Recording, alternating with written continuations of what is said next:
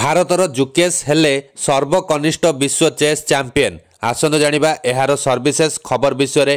ବିଶ୍ୱ ଚେସ୍ ଚାମ୍ପିୟନସିପ୍ରେ 14ତମ ତଥା ଅନ୍ତିମ ରାଉଣ୍ଡରେ ଭାରତୀୟ ଗ୍ରାଣ୍ଡମାଷ୍ଟର ଦି ଜୁକେଶ ଗୁରୁବାର ଚୀନର ଡିଙ୍ଗ ଲିରେନଙ୍କୁ ପରାସ୍ତ କରି ଟାଇଟଲ ଜିତିଛନ୍ତି। ସେ ଲିରେନଙ୍କୁ ପରାସ୍ତ କରି ସର୍ବକନିଷ୍ଠ ବିଶ୍ୱ ଚେସ୍ ଚାମ୍ପିୟନ ହୋଇଛନ୍ତି। ମାତ୍ର 18 ବର୍ଷ ବୟସରେ ସେ ଇତିହାସ ରଚିଛନ୍ତି। ଖେଳ 6.5 ପଏଣ୍ଟ ସହ ଆରମ୍ଭ ହୋଇଥିଲା। ଫାଇନାଲ ମ୍ୟାଚ୍ ମଧ୍ୟ ଡ୍ର ଆଡ଼କୁ ଅଗ୍ରସର ହେଉଥିବା ବେଳେ ଲିରେନଙ୍କର ଏକ ଭୁଲ ତାଙ୍କ ପାଇଁ ଭାରି ପଡ଼ିଥିଲା ଏବଂ ଜୁକେଶଙ୍କୁ ବିଜୟ ଦେଇଥିଲା।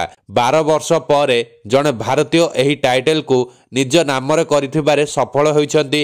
ଜୁକେଶଙ୍କ ପୂର୍ବରୁ ବିଶ୍ୱନାଥନ ଆନନ୍ଦ 2012ରେ ଭାରତ ପାଇଁ ଖେଳି ଟାଇଟଲ ଜିତିଥିଲେ। ଚଳିତ ବର୍ଷ ଜୁକେଶଙ୍କ ପାଇଁ ସ୍ମରଣୀୟ ହୋଇଛି। ସେ 2024ରେ କ୍ୟାଣ୍ଟିଡ୍ରେସ୍ ଟୁର୍ଣ୍ଣାମେଣ୍ଟ ଏବଂ ଚେସ୍ ଅଲିମ୍ପିଆଡ଼ରେ ଭାଗ ନେଇଥିଲେ। ଏଥିରେ ସେ ସ୍ୱର୍ଣ୍ଣ ପଦକ ଜିତିଥିଲେ।